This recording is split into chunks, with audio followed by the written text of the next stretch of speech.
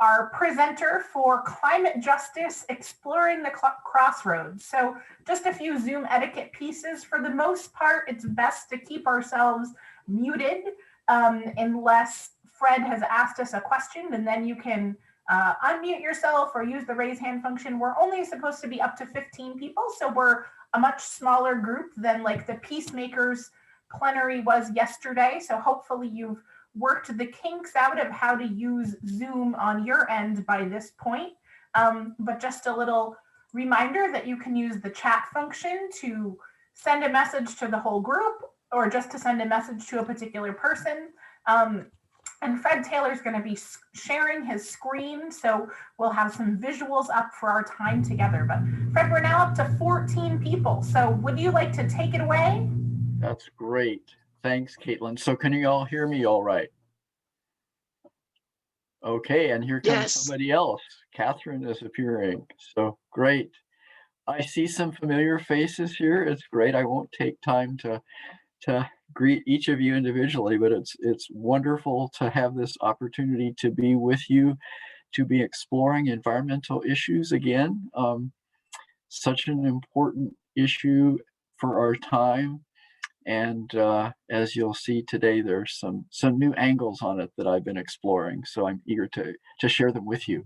I want to begin with a land acknowledgement, something that I've started doing more and more in groups and classes. And especially since we're going to be dealing with questions of racial justice today, I think it's really important to acknowledge the land on which we all are. We've already acknowledged the beautiful weather of the land where we are, but we also want to acknowledge the land and its history and the indigenous communities, indigenous people who have lived here for many, many centuries and tended the land before our time and left us such a beautiful state as a place to be at home. And so I want to acknowledge in gratitude. For me, it's the Elnu Abenaki of Southern Vermont. For most of you, it's probably various Abenaki groups throughout the state of Vermont, but let's just take a moment of silence to acknowledge our gratitude for them and all that they've tended for us and shared with us over the time.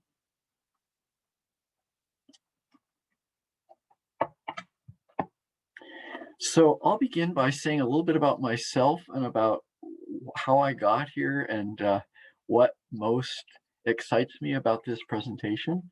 And then I'll be doing some screen sharing, probably about 45 minutes worth of that. And then we'll have time at the end for a small group. We've discovered that we can do breakout groups in this Zoom function. So I'm really grateful to Caitlin for helping to facilitate that.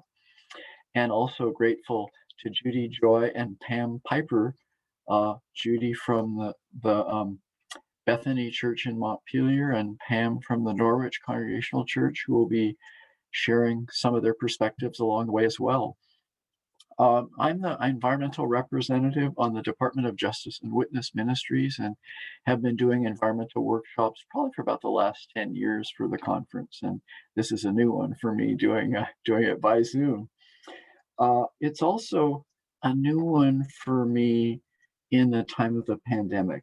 And I want to just say a little bit about how this has taken shape for me. Last year, when the topic for annual meeting was announced as being the crossroads of the intersectionality of all these different issues of justice, I got very excited about the interconnections that I was beginning to see between racial justice, environmental health, and just the various issues that interweave there, and began exploring those with the idea of doing a workshop like that last year.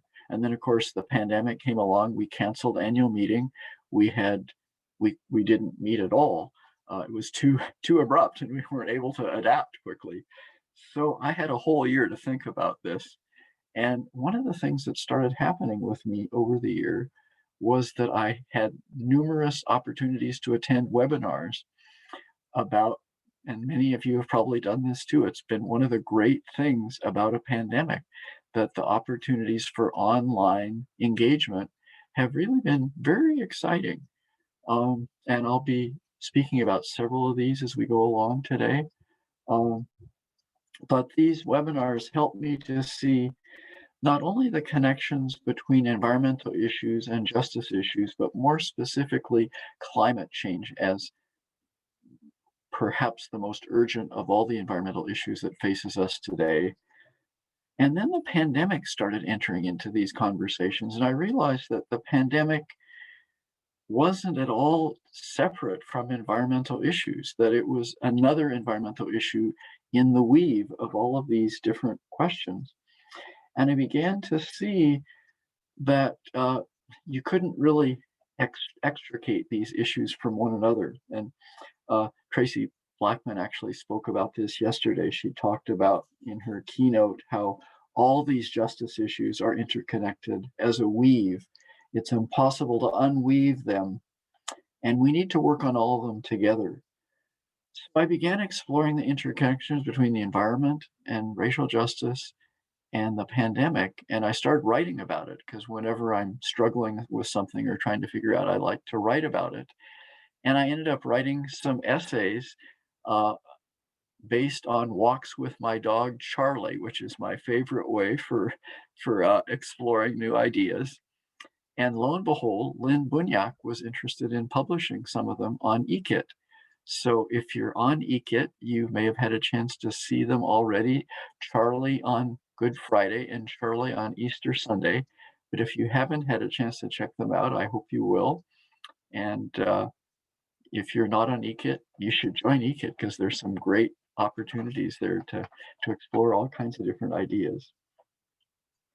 So one other thought about the interconnections is that at first I felt like it was overwhelming to think that everything was interconnected, because it just seemed like, how can we possibly get a hold of all these issues that are so vast, such a vast weave, like Tracy was saying. But over the year or so, I've begun to see that the interconnections are actually liberating because when we see that everything's interconnected, you can pick any one place. Like John Muir said, you pick out one thing in the universe and discover that it's hitched to everything else. And so actually that becomes liberating because it means that no matter where we start, um, we can begin where we are and find the path of interconnections that joins us to whatever other issues they might be.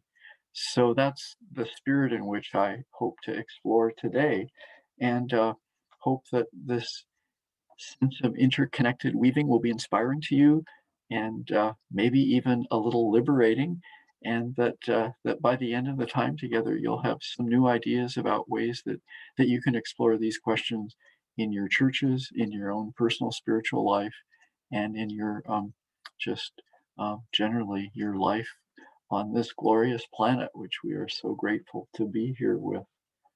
So I think with that, I will screen share. We'll begin with an opening prayer and then move on to some presentation time. I'm also going to sing a couple of songs along the way. I can't resist bringing music in, so you will have little breaks of listening and or singing, some meditative breaks along the way, and then time starting about noon probably for some small group time together. So I'll go ahead and screen share, and we will begin with the PowerPoint slideshow. And how is that image now? Is that coming through strongly, Caitlin? Looks good to me, Fred. Okay. Give us a thumbs up of what you see. Does that Thumbs look good up? on your end? Okay, Nancy's giving us a thumbs up, so I think we're good. Oh, good. I can't see the thumbs up, so that's great. Okay, so we're going to begin with an opening responsive reading. Now, wait a minute. There we go. So the overall question, what are the connections between climate change and justice issues? And we're going to begin with an opening prayer from Creation Justice Ministries that was a part of the Earth Day service in Guilford just last Sunday. Very inspiring. So I'll begin with this, and I invite you in your muted home bases, or actually, you probably don't even need to worry about muting for this, but when you get to the bold face, join in. Loving God who called creation into being, hear our prayers as we lift up our Mother Earth who is crying out for healing. For those who are suffering from environmental injustice, Lord, hear our prayer. For those who do not have access to clean water, Lord, hear our prayer. For those who suffer health impacts from air pollution, Lord, hear our prayer. For the environmental racism that endangers and harms Black, Indigenous, and all people of color, Lord, Lord, hear our hear prayer. our prayer. For our oceans that are overwhelmed by plastic pollution, Lord, hear our prayer. For young people and future generations facing the fear of climate catastrophe, Lord, hear our prayer. And Judy, do you want to take over on this then?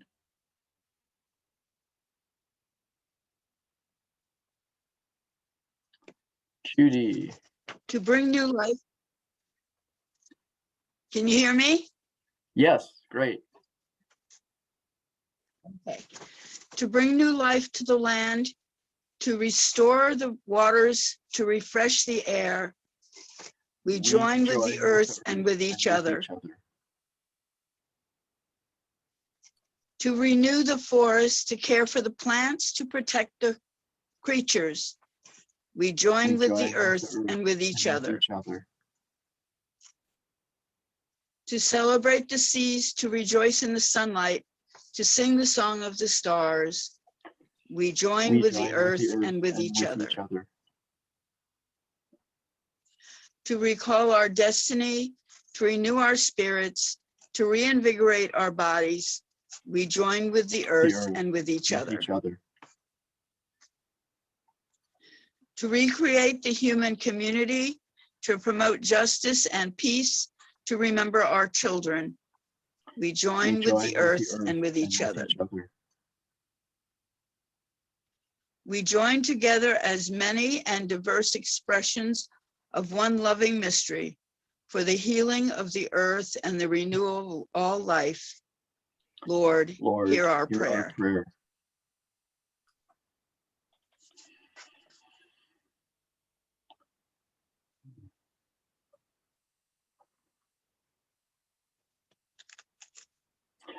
So I want to begin just by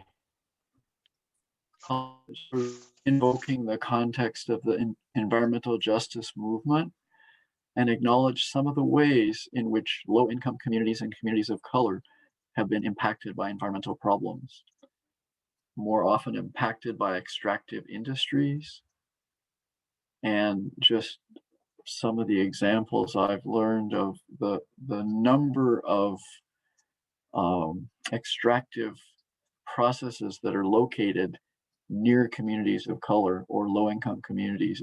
I think I read about a community in Alabama where 95% of the population was Black, and there was a place where these industries were just putting out pollution.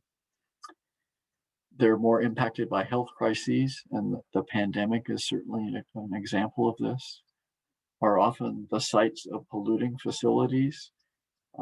Again, what I'm saying about some of the sites, particularly along the Gulf Coast in the South, are less likely to receive incentives for energy efficiency than wealthier people and communities. And this is another angle of environmental justice, that often the money is available for people who already have the money to energize their homes, to make their homes more efficient. But the people without the money don't have that access and don't bounce back as quickly. The climate-caused disasters have more profound impacts on people of color and people of low-income communities in general. So I want to now go a little more deeply into the connection between climate change specifically and justice issues. And Jim Antal is, as many of you know, an extremely articulate exponent of this position. I've heard Jim speak many times, and he basically says that whatever justice issues we care about is affected by climate change, and that if we don't look at climate change as a part of our overall efforts, we're not going to get to the justice that we are looking for. He calls it both an intensifier and a threat multiplier. That actually is a term that the Pentagon uses to talk about climate change. But climate change intensifies the impacts on low-income communities and people of color, and it also multiplies the threats by just making the problems worse and worse. So here's some of the specific examples that Jim gives of this in his book, Climate Church, Climate World. It's a book that some of you may have used in study groups. I recommend it highly as a resource. So Jim sees it as not just one moral issue among others, but it really, because it intensifies these concerns, it's really a moral issue that we have to take seriously. Food insecurity, clean water, increase in violence and social unrest, climate refugees. These are just a few examples of the ways that climate change has an undue impact on the people who are the least able to respond resiliently. So here's Jim and his book, and a quote that ties it all together. These and many more injustices will increase at an exponential rate if we don't respond immediately and effectively to the climate crisis. So that's a real call to action. It's a prophetic call to witness, to action. And I hope today that we can find some examples that are inspiring to you to help you find new ways of getting engaged with this important question. So I couldn't resist doing a couple of songs. I always love doing songs when I do workshops in person. So I played this to Judy and she said, sing it to the group. This is a song that I learned from actually a group, the Daily Antidote of the Washington Rebels, which every day at noon they have a guest singer singing about often justice and environmental issues. And I guess you won't be able to see me. That's good, because I'm going to just sort of stumble along with the guitar here. But these are the words. This is a song by Guy Carawan. He got his original inspiration for the song by Bessie Jones, a Black woman from the Gullah culture of the Georgia Sea Islands. And he, as a resident of the in North Carolina, the Highlander Center, a home of much wonderful social justice music. And as a resident of the Highlander Center, he took this song and developed it into a kind of a contemporary version. So here we go. Tell my mother, ain't she got a right? Tell my father, ain't you got a right? Tell all my children, ain't you got a right to the tree of life? You can sing along with the chorus if you want, or with the responses. Ain't you got a right? Ain't you got a right? Ain't you got a right? Ain't you got a right? Ain't you got a right? Ain't you got a right to the tree of life? I know you're tired. I know you're weary. But we've all got a right to the tree of life. Ain't you got a right? Ain't you got a right right. Ain't you got a right to the tree of life? How rocky the road, ain't you got a right? How tedious the journey, ain't you got a right? Yes, we've all got a right to the tree of life. There's hope for the homeless. We can feed all the hungry. We can feed all the little children to the tree of life. Our life will be sweeter, so sweet someday. Yes, we've all got a right to the tree of life. Once more the chorus. Ain't you got a right? Ain't you got a right? Ain't you got a right to the tree of life?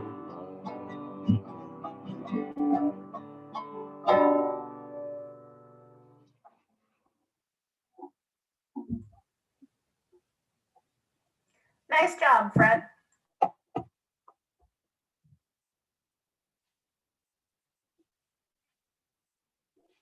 So good, Fred. Thank you.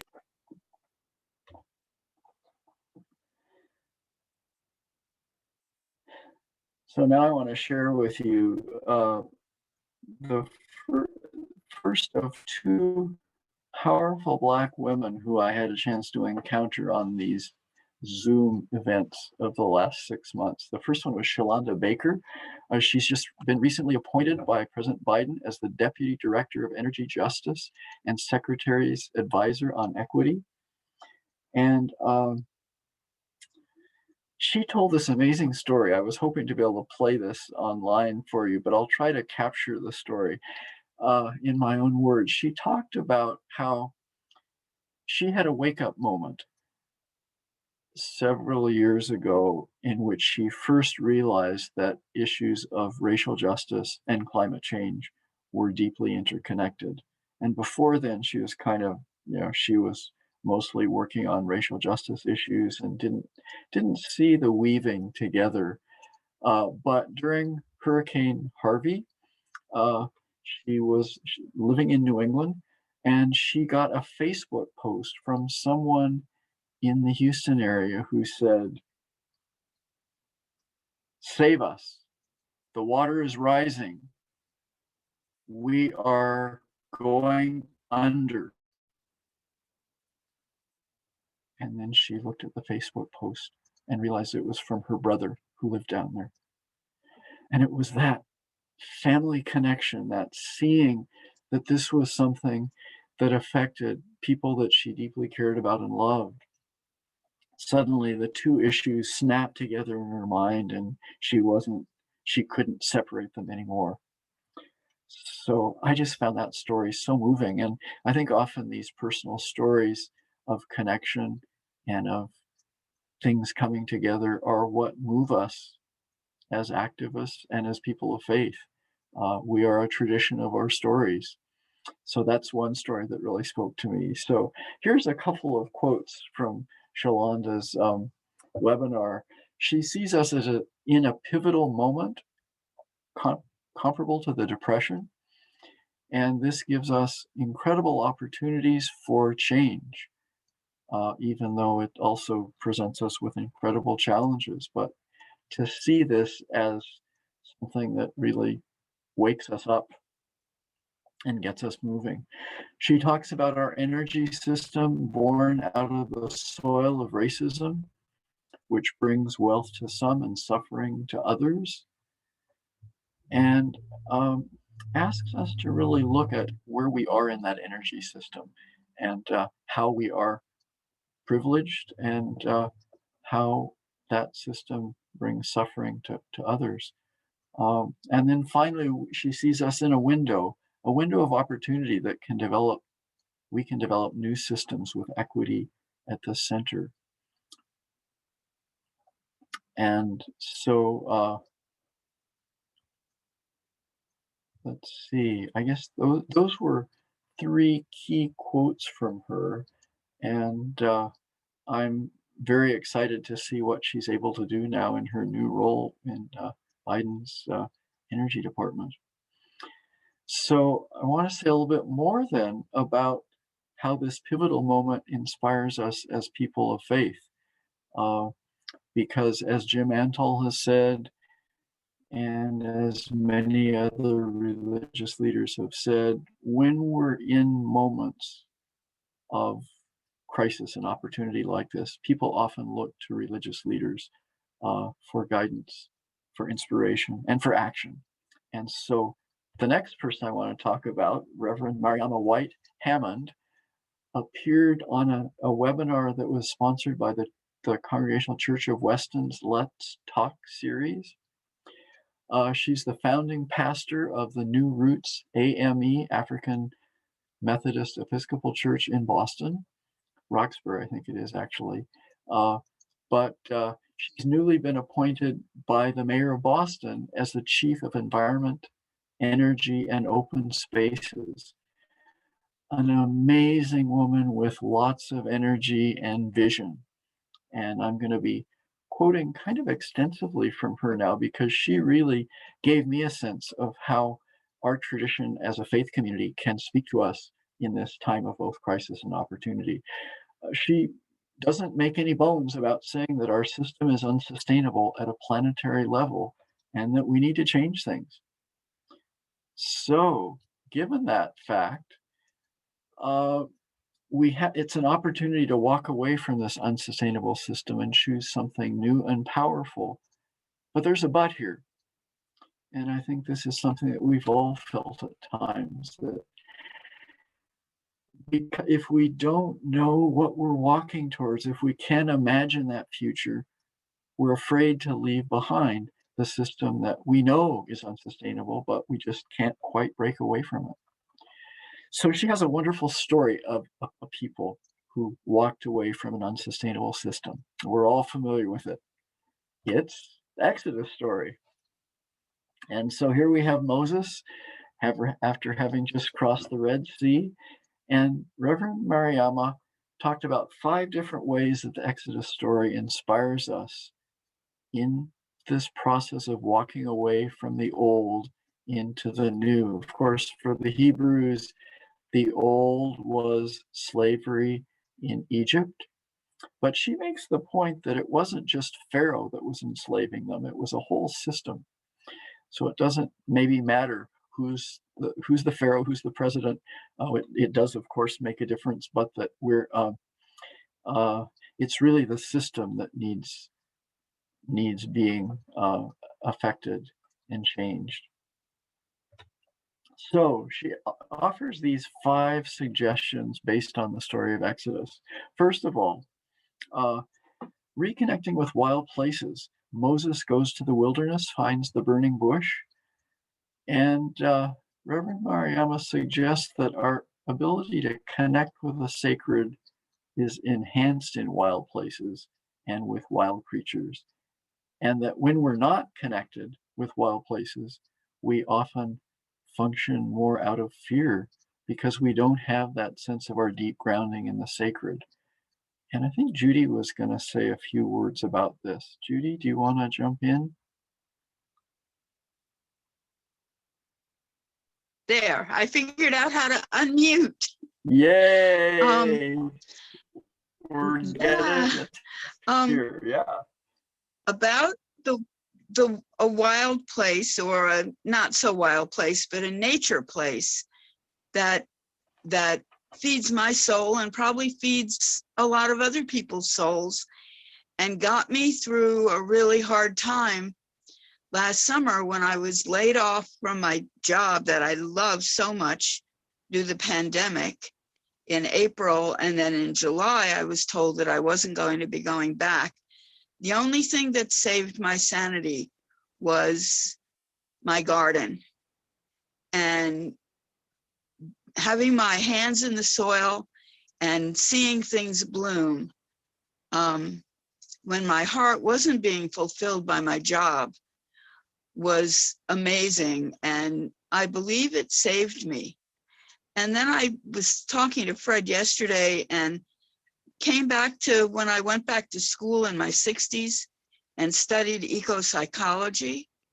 And it's a marvelous mode of helping people therapeutically by connecting them with the places that feed their souls, the nature places, the wild part of their lives. And I realized how incredibly important it was. And I hope other people have wild places that they can connect to. And I don't know if we have time, but if people could speak about those, it might be wonderful, but I'm not sure we have time. Fred's the timekeeper. But thank you very much for letting me share that story. Thank you, Judy. And as I think about both your story and your comment on eco-psychology, I realize that what ties them together is that in both cases, you're talking about a world falling apart, which is exactly what Reverend Mariama is talking about.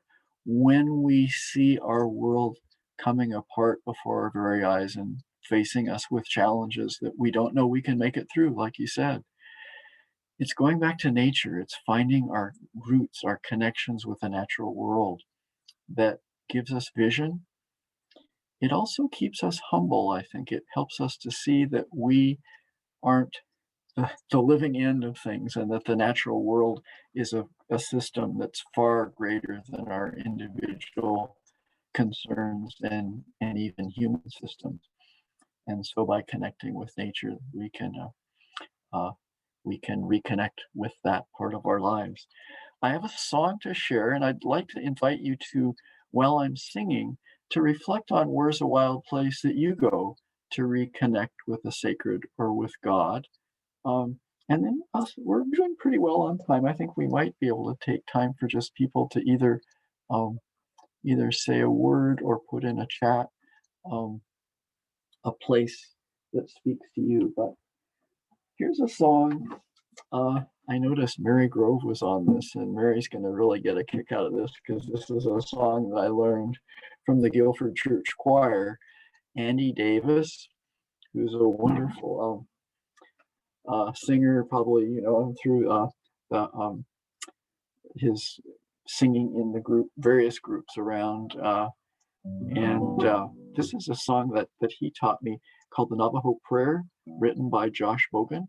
And I'm going to sing it and invite you to sing along on the chorus.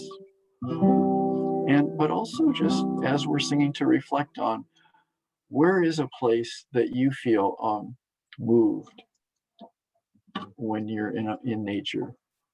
Where do these images speak to you? Where do they take you? And I also love this song because it's based on the Navajo prayer. So it's a way of acknowledging again our indigenous ancestors and those who've gone before us in caring for this land. Curtain of daybreak, it is hanging. The wind it whispers a morning praise. Before the sky you will find me standing. Let me live in this holy place. All before me peaceful, all behind me peaceful, all above me peaceful, all below me peaceful, all around me peaceful, all around me peaceful.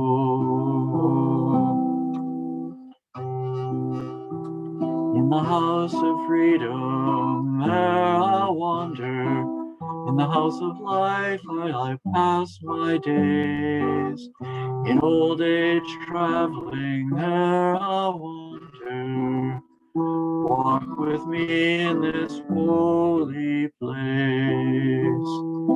All before me peaceful, all behind me peaceful, all above me peaceful, all below me peaceful, all around me, peaceful, all around me, peaceful.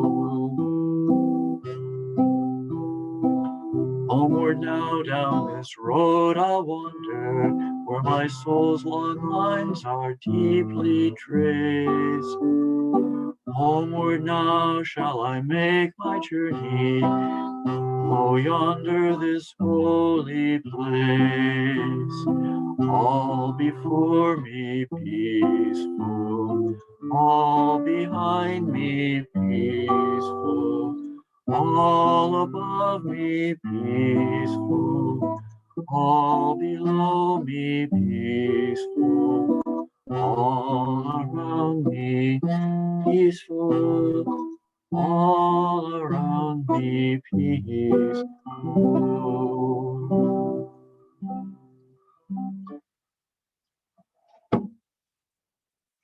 So let's just take a minute or two if anybody wants to speak out into the silence, kind of in a spirit of a Quaker meeting. Just if you want to acknowledge a place that's been healing for you, a wild place, a garden, uh, you can unmute yourself and speak. We'll just take a couple of minutes to do this now. Well, I'm from Greensboro, and we have two preserves of the Nature Conservancy, one called the Bar Hill Conserve, the other Long Pond Conserve. And in either of those places, we have a lot of wildlife and a lot of places to celebrate what you're talking about.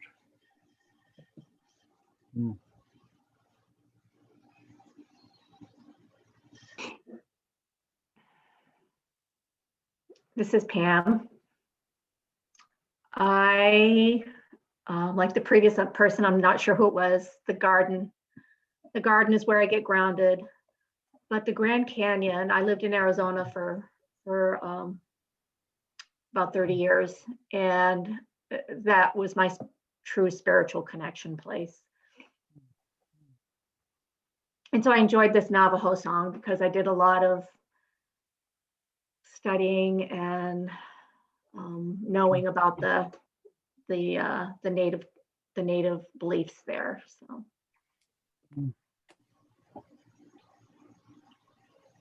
This is Doug. I've got a couple places. One is right out my back door when I walk down through my field to the brook and just sit out there in nature. And the second place for me as a young man, I spent a lot of time in Montana and went up to Glacier Park a lot of times and hiked. And that was for me very spiritual. Mm.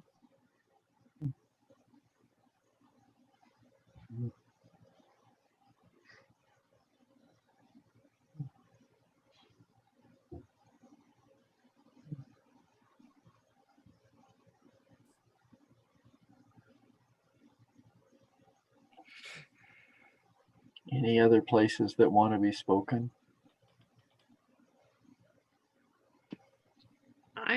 I'm Eleanor Zhu here.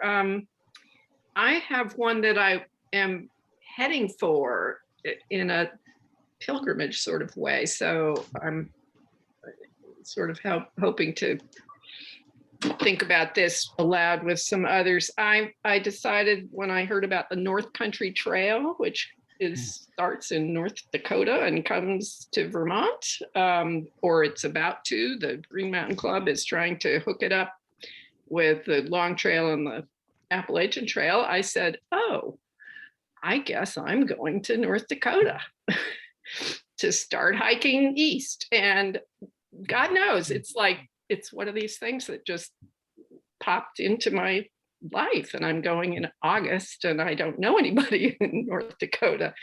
So it's like being with the land on this trail. I haven't hiked by myself forever, really. It's like putting myself in a new connection with the land and the people there, and I hope some Native Americans. I don't know. Just it's going to be like for 3 weeks. A couple of my friends are taking me out there, which is a plus because they're big trail folks and will get me started. I'm gearing up. I'm in my not comfort zone. This is like, I'll be curious to see what I have to tell you next September. Yeah, well, David Andrews here. Interesting that Eleanor mentioned the North Country Trail, because part of it, when it gets to Vermont, will be Middlebury's trail around Middlebury, which passes within a few steps of my house. So Eleanor, if you make it to Middlebury, give me a call and we'll put on the coffee pot. Great. That chance. It's 4,000 miles long, I think. But it's like saying, okay, I'm from Vermont. I'm going to the other end to say, hey, we are all part of the same country. And, you know, I don't know what we have in common, but I'll find out. Amy from Bennington. Remember as a kid going with my family up to Mount Anthony and walking the trails up there. And one of the interesting things was seeing this gravestone of a dog who died. The other reason why that sticks out is the dog died 2 months after my dad was born, approximately. But I always remember enjoy seeing mountains and walking the trails. I went away to school in another state and it was all flatland potato country. It's like, what the heck am I? What did I get myself into? Like, where's the landscape here? But I'm always native Vermonter, native Benningtoner, and used to seeing the mountains and don't realize how we take for granted until it's not there, because don't realize how good having mountains are. Is that texture from the wind and stuff, and how the snow drifts. Not bad here. Part of the country I was at was set flatland. Wintertime, you're lucky if you had one lane of road, and if you weren't careful, they wouldn't find you till spring, and it wouldn't be the cold that killed you. They find you in the middle of a potato field. It'd be the carbon monoxide from your vehicles to keep you warm. Gee. Well, thank you, everyone. Thank you, everyone who shared. I wish we had time for everybody to share. I always love hearing people's stories about favorite places. Maybe there'll be a chance for these to come out in the final discussion some more if you didn't have a chance to share your place. But I'm really struck in your stories, all of you, there's this balance between stretching yourself out of comfort zone, a new adventure, and at the same time, a healing place that's familiar, that's grounding. And nature offers both of those to us. So I invite everybody to think about ways that wild places are both places of security and home, and also places to stretch us into new adventures, not only on the landscape, but in our lives of service and activism. So we'll move on to a couple more stages of the story of Exodus. Mariama talks about the deep recalibration of our needs, because once the Hebrews got across the Red Sea into the wilderness, they didn't have to worry about where their food was coming from. They could trust God. And here's a picture of them gathering manna in the wilderness. And what Mariama does with this is to say that we're so hooked into the vicious cycle of consumption, we don't even think about where things come from and the impacts that those things that we consume have on people less fortunate than us. And therefore we're oppressing people because of the clothes we wear, the food we eat. And it's really crucial in our journey to be more socially and environmentally just that we begin to examine those questions. She calls it leaning into our daily bread. And this is something we can do in community. And I want to take a brief side trip from Mariama's talk here. This was a wonderful webinar I heard with Robin Kimmerer, the Indigenous leader who wrote the book Braiding Sweetgrass that some of you may know. And Robin Kimmerer talked with an Irish writer named Mark O'Connell. And one of the things they talked about here is that there's this distance between us that we've set up in our culture between us and the things we consume, and that we really need to reconnect with those things because they really aren't things. As Robin says in her indigenous tradition, they are beings, and we need to respect them as beings. And this becomes a source of what she calls ecological compassion. So gratitude for our connections is actually an antidote to consumerism, because we can, when we recognize our deep interconnections and feel grateful for them, then we realize we don't need as much as what we thought we needed. And this is a reflection that we're not going to take time to do today. We could spend a lot of time on this one, but this was a discipline of discernment that Mark O'Connell, the writer who dialogued with Robin, spoke of, in terms of that we can really look at the way consumerism operates within ourselves, can short circuit the process that we don't just automatically go out and buy what we think we need. We ask, do I really need this? What purpose would it serve? To recognize that we do always have a choice, and our choices have a profound impact on others. So I invite you to take this into your life as part of our journey towards environmental and climate justice. So number 3, elevate new and younger voices. And Mariama told a story that I'd forgotten about Exodus, but that after they crossed the Red Sea and came to the Promised Land, they sent out 12 spies to check out the land and see what they had in store for them.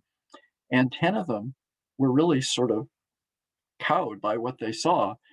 But the 2 who weren't afraid were the 2 young people, and they came back with a sense of optimism and possibility. So new and younger voices give us a sense of possibility that we older folks might not even dream of. And Judy had another story about that if you want to jump in with your story, Judy, that would be great. It's kind of a humorous little side note here. So.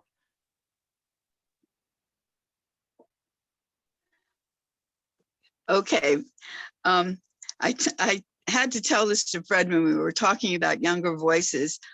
I have a 17-year-old granddaughter who's not too interested in the world around her, just as long as it has her friends involved or food.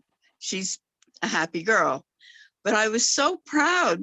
She had a bumper sticker on the back of her car, and it said, "Protect the Earth." And I thought, wow, she's heard some of the stuff I've been saying. And then underneath the "Protect the Earth" in small writing, it says, "We need a place to party." And it just sort of blew me away that with all the talking about climate change and climate justice, she just had her own spin on that. So thought I'd share that little funny story with you. So, but actually, even though she didn't quite get it, Judy, there's sort of a humorous, I don't know, almost a sense of uplift in that story that helps me to realize that, there are a lot of young people that really do have a wonderful perspective, and she'll get it someday. So let's hope so. So anyway, so number 4 in the Exodus story, reimagining community and resource sharing. When the Hebrews got to the Promised Land, they really had to start over again in creating their new society. And the fear of the unknown holds us back. We may not always get it right, but we're building a new world together.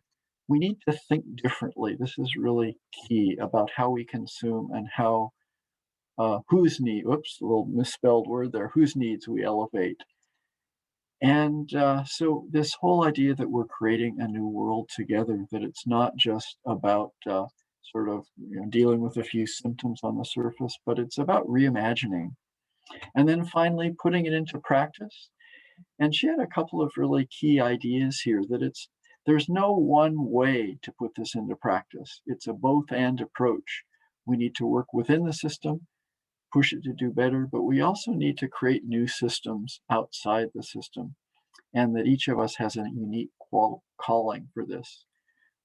Various ways of engaging. When we create new programs, we do so in a way that helps those most in need.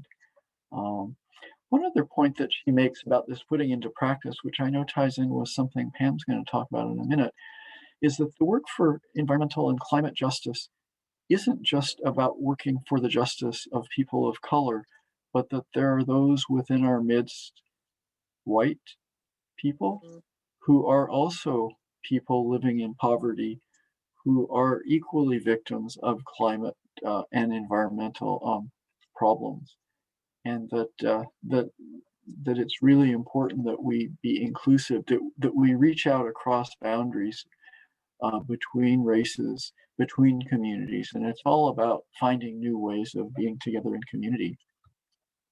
So here's Mariama's concluding words: for everything that looks like it's falling apart, it's a chance to build something new. We must never try to go back to normal, because the world before the pandemic is not what we should turn back to. It's all an opportunity to move forward.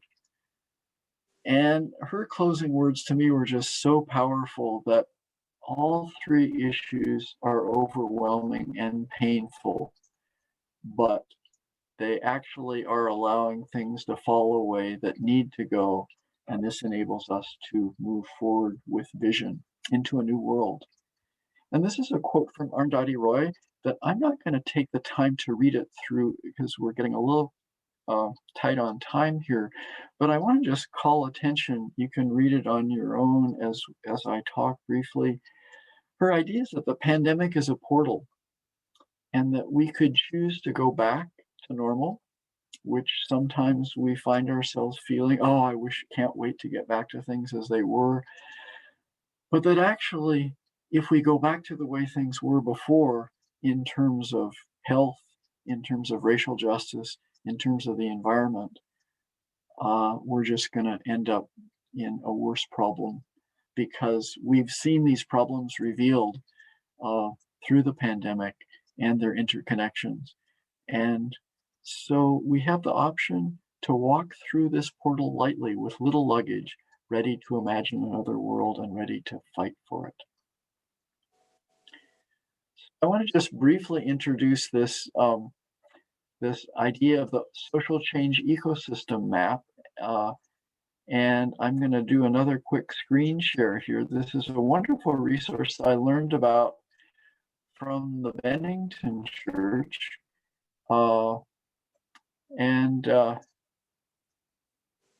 Yes, I will be able to share the PowerPoint, so I'll figure out a way to do that at the end. So this social change ecosystem map is a way of making real the idea that we all have different roles to play, and that there are many different kinds of ways of engaging with issues, whether it's environmental, racial, climate. There's weavers, there's experimenters, there's frontline responders, activists, there's visionaries, there's builders, caregivers, disruptors, the activists out on the front lines, healers, storytellers. We've talked about the importance of stories, and guides who help lead the way for others in the process of transitioning. And we could spend a whole workshop just on talking about these, but I invite you to just think about, in terms of our discussion now of where we go forward and what we have to bring to these various movements, of what your special gifts might be, what might be the gifts that you have to offer to the goals of equity, liberation, justice, and solidarity. So I think with that, I will stop sharing and go to Pam, who's going to share with us some stories about what they did in the Norwich Church, and some very exciting ideas, activities, examples of the kind of weaving together of different styles of activism that the social change ecosystem map speaks of. So Pam, do you want to take it away? Sure. Thank you so much, Fred and Judy and everyone else that's shared. Boy, it's talk about interweaving. I mean, everything I'm hearing you say, Fred, it just I want to weave it into what I'm saying. And yet I was told I have 6 minutes. So I'm going to jump in. Fred asked me to speak about our climate action group at the Norwich Congregational Church that I've been a part of for the last several years. The group came together in 2018, and our mission at that time was to draw attention to the climate crisis, raise awareness within the church and community, and take concrete actions to mitigate the crisis wherever we could. And we've done that in numerous ways up until the time of the pandemic, which were opportunities to really come together, build community, raise awareness through reading numerous books and book discussions. And I've shared a number of titles with Fred, and I believe that he's working on building a kind of a resource list that he's going to share with us. Having these conversations within the church was great. We are great fans of potlucks. So a lot of times we'd come together with food and either bring in a speaker or review the books and just raise awareness around resources that were in the state. You know, if people needed weatherization or they were interested about installing renewable solar panels, we could bring that information to them. We also collaborated with local organizations, our energy committees and other churches that were doing climate work. Again, we throughout this process, we've sort of felt like we don't need to recreate the wheel. There's good work happening out there. And as we lend our voices, it elevates the good work and makes the work more enjoyable and yeah. So an example I just wanted to share, it was kind of fun. One of the things Fred said early on is sort of no matter where we are, you can start there. And so we have an eclectic group that comes together, and I've really tried to elevate everybody's individual interests as a group, because as we've been speaking, the climate emergency touches so many different aspects. And so as different people have different interests, so goes our group, and we study this and that. But one of them was, we started the energy committee in our town had put together these timeline yarn bombs, and we modified them to make scarves. And what this is every block represents a 10-year increment, and the color represents a temperature. And so as we move closer to these days, the scarf gets red because it represents, and this was actually based on NOAA data. And so a couple of our gals really took this to heart. They got yarn, they had yarn in the knitting shop, they had yarn dispersed everywhere. They taught people how to knit these scarves. We showed up at select board meetings with our scarves on, and they raise an opportunity to have conversations with people about climate. So that's a lot of hands-on before the pandemic, and then the pandemic hit, and we sort of said, okay, now what? And we kind of shifted gears, went back into the research mode a little bit, and watched films and webinars and read other books. One of the things that was interesting to me is we sort of knew the climate science, and we were in the pandemic. That was hard to live with. Just focusing on the crisis is hard to, and we started looking at some of the mitigating techniques that people are really incorporating, and trying to elevate that as, you know, an antidote to the doom and gloom. So we did a number of research that sort of worked more towards minimizing food waste, elevating composting, and building of healthy soils. And we've talked about gardening and healthy places and things. And I keep kind of thinking about you know, these are our healing things. We need healing things right now. And these are all very critical. I mean, the building regenerative agriculture and building healthy soils are not only good for us, but it's good for the planet, and healthy soil sequesters huge amounts of CO2.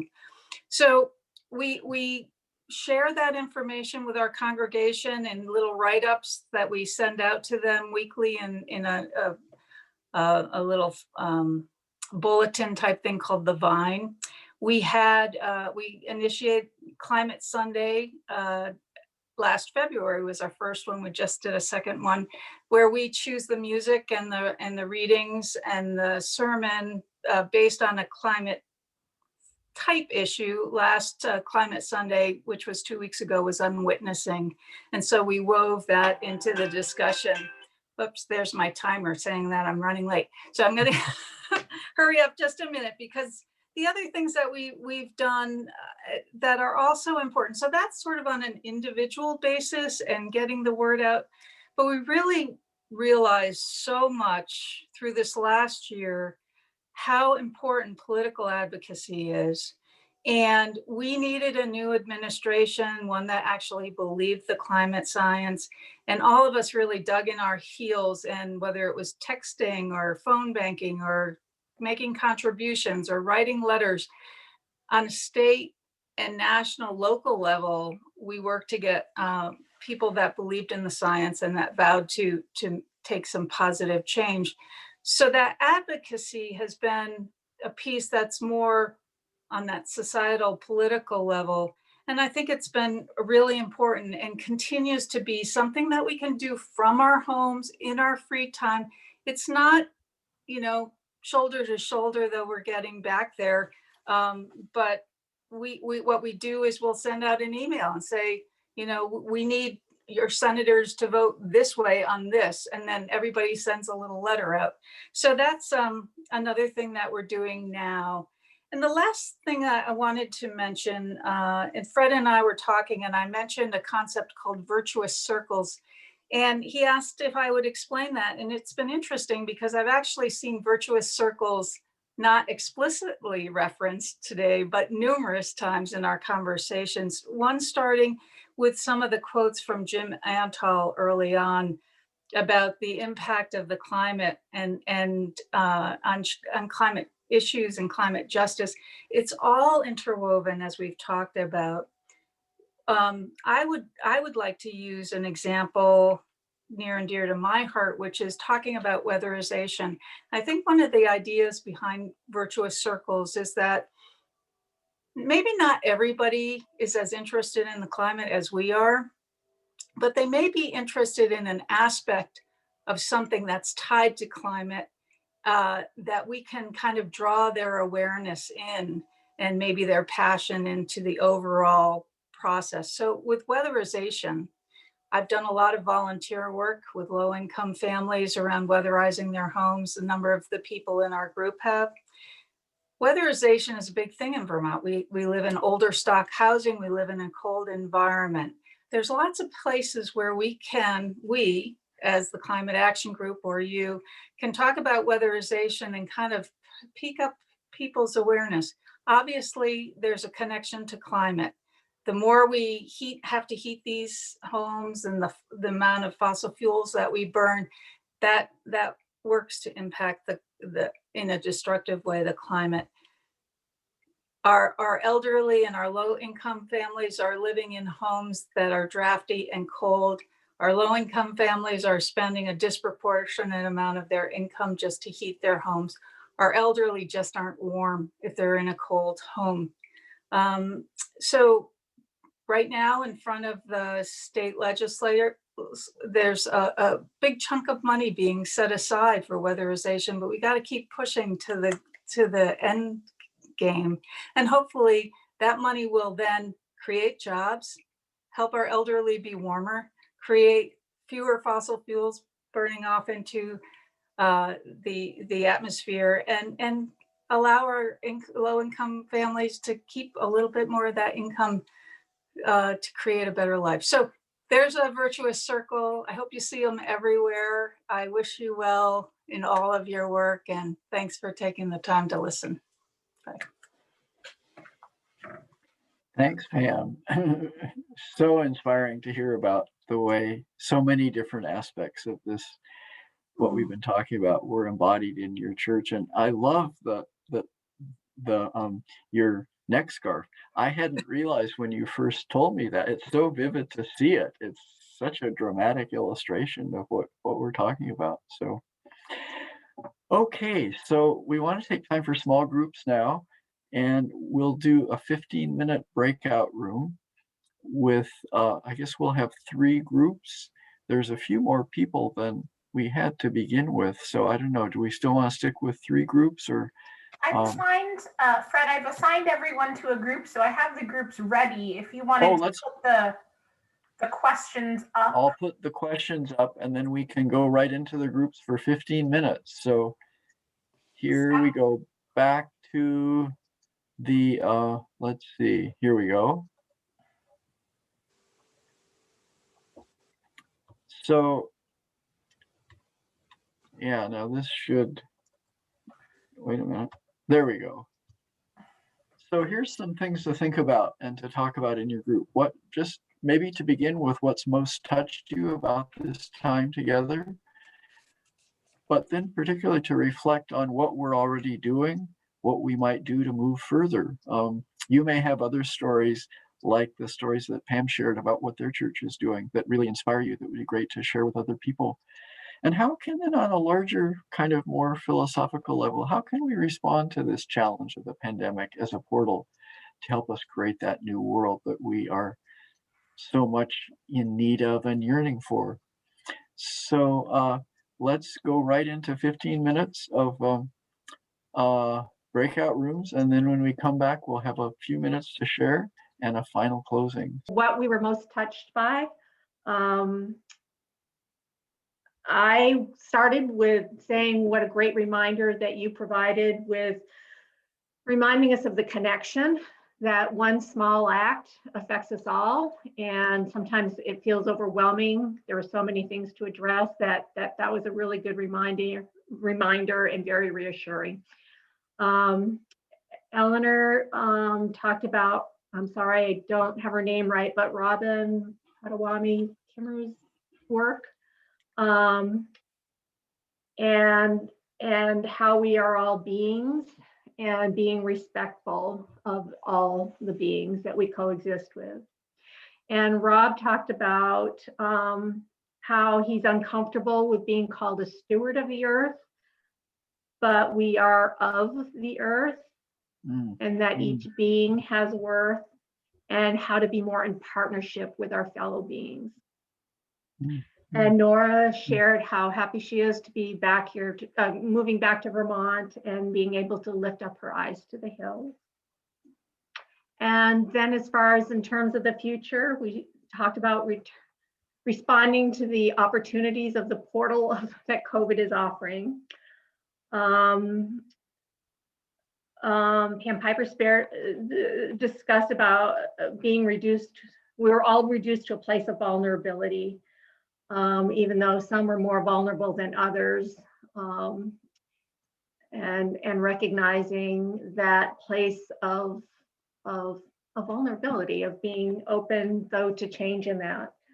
Talked about the opportunities, focusing on the opportunities that this brings us, and Eleanor feeling like she has to absolutely do something different to shed the old ways and to launch on a hike from North Dakota. And that's it. I'm just so moved by thinking about how if we want to shed the old ways, we need each other. It's not something we can do totally by ourselves. And I think that's one of the ways that churches can just be so much a community of exploration. So yeah, let's hear from another group.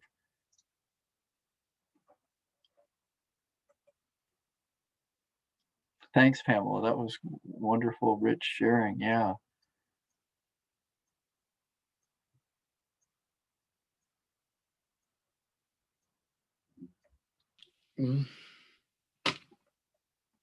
Dan, yeah. I Great. was with Fred and just four others. We basically had time to just delve into sharing from a couple of the people. One, Barbara Pernton, talking about mostly things in her life, that the change that she's been at, doing things like saving plastic bags for decades and washing them and all that, and how that's having to change now that we're not supposed to be using plastic, and also how her mileage has gone way down, because for all these years she's been an interim minister all over everywhere, and this past year has forced her to cut down. Then Sandy from Second Church in Bennington talked about all the things that her congregation has done over the years, including, maybe it was before her time, when they had a team who made paper mache costumes of bumblebees and went to New York City for a climate demonstration. So it was, but we could have used a whole lot more time. So yeah.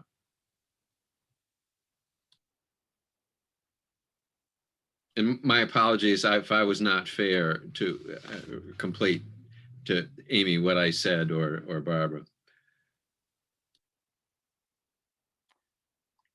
Thanks, Dan. That captured the essence of it. So yeah. So somebody from the other group want to share just a little bit? Well, I didn't take any notes, and so if anyone did and wants to share about our group, that would be great. But I was pretty inspired by what people have already done in their congregations, and it makes me want to get back to my congregation, which I'm missing very much because we're not getting together. But I guess I could maybe do a Zoom meeting and try to get people interested in a green team or something like that.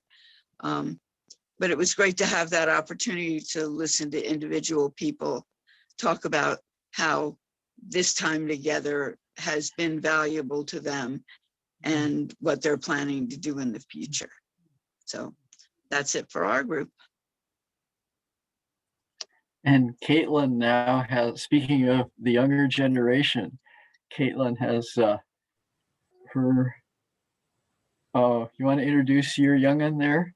This is my daughter, Anna. She's 20 months old. Oh.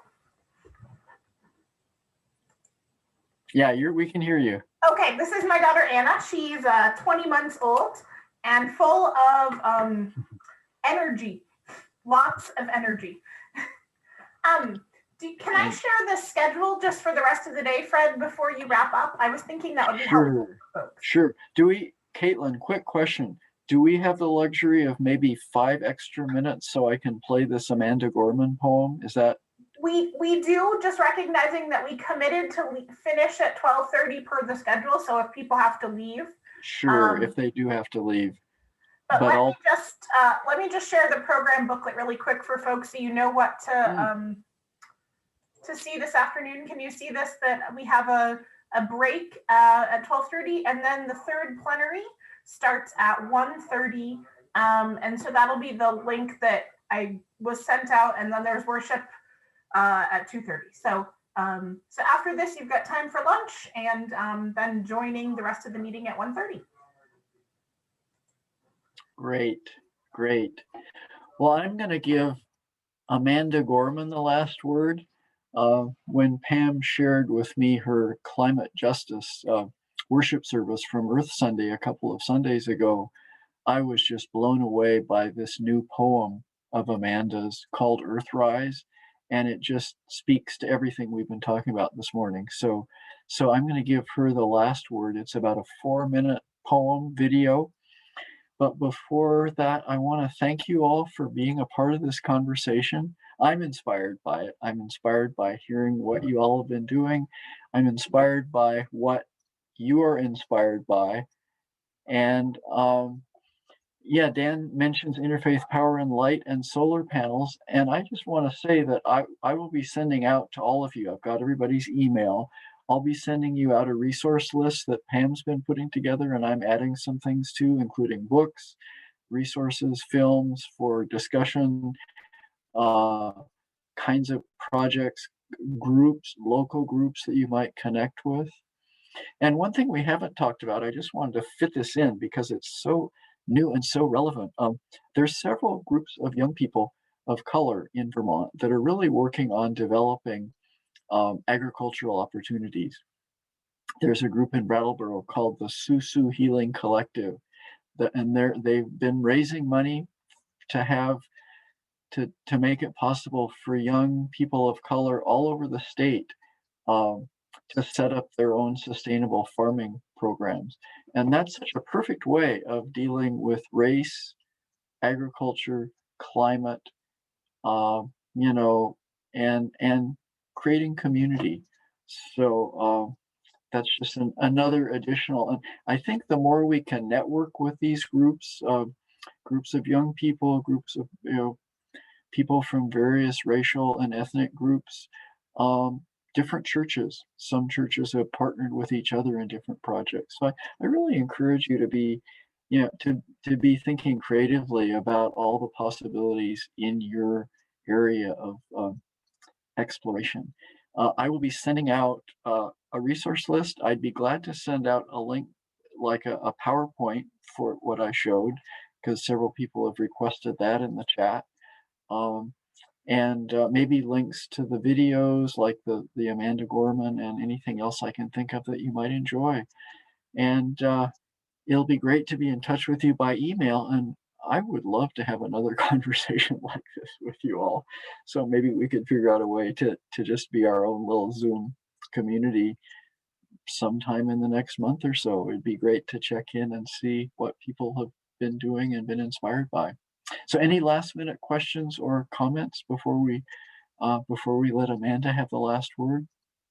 Thank you, Fred, for convening us. Well, Yeah. you're welcome. It's Yeah. been a joy to me. I love this kind of conversation, and I wish we had more time for the actual conversation part of it. But let's. Here's a great closing note. The conversation has begun, and you can all carry this conversation back to your congregations now and continue that with them. And maybe we'll find a way to keep this going with each of us here too. So, okay, so have a great rest of the day. And I will now share the screen for Amanda. And I need to share the sound. And I understand that when I share the sound, the imagery doesn't come across quite so well. So she may be kind of blurry, but she's amazing. So here we go.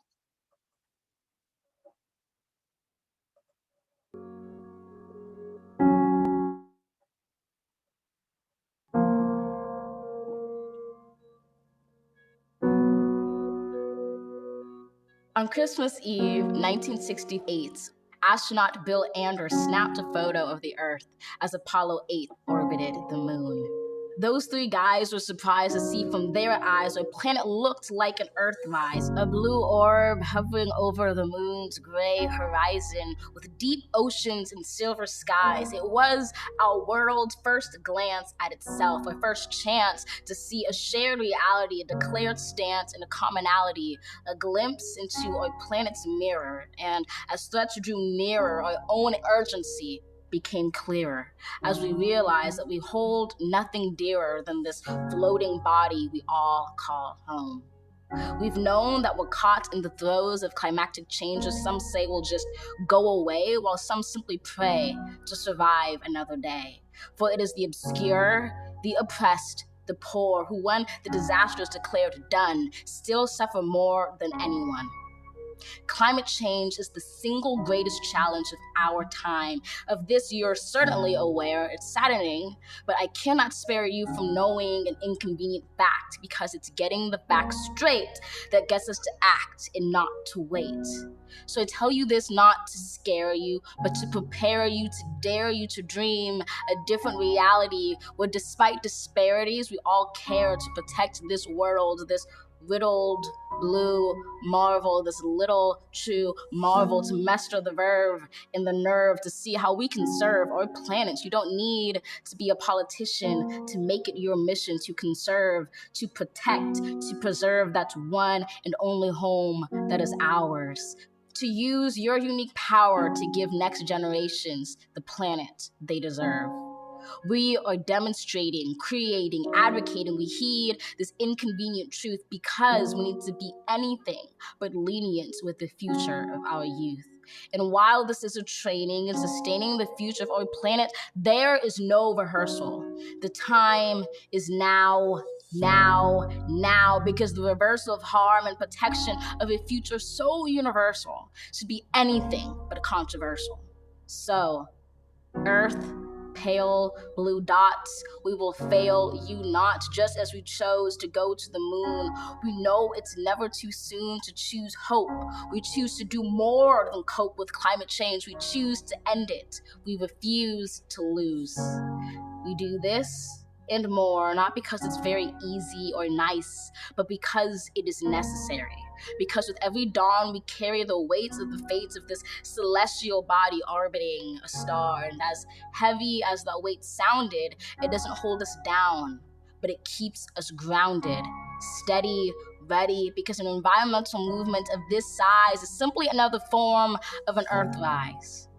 To see it, close your eyes, visualize that all of us in this room and outside of these walls or in these halls, all of us change makers, or in a spacecraft floating like a silver raft in space, and we see the face of a planet anew.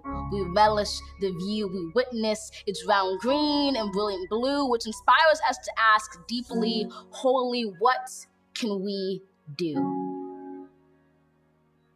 Open your eyes, know the future of this wise planet is right in sight, right in all of us. Trust this earth uprising, all of us bring light to exciting solutions never tried before, for it is our hope that implores us at our uncompromising core to keep rising up for an earth more than worth fighting for.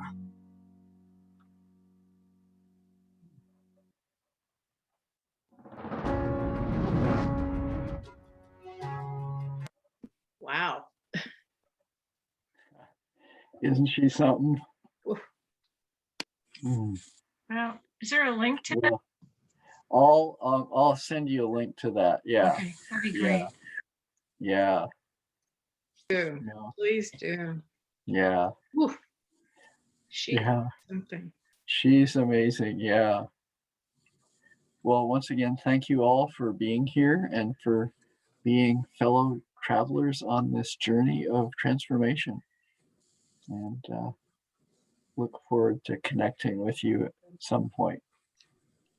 Thank you for So here. if anybody wants to stick around just to chat some more, feel free. I'll stick around for a few minutes, but there's lunch and then, the whole afternoon. So, Yeah. Bye-bye. Bye-bye.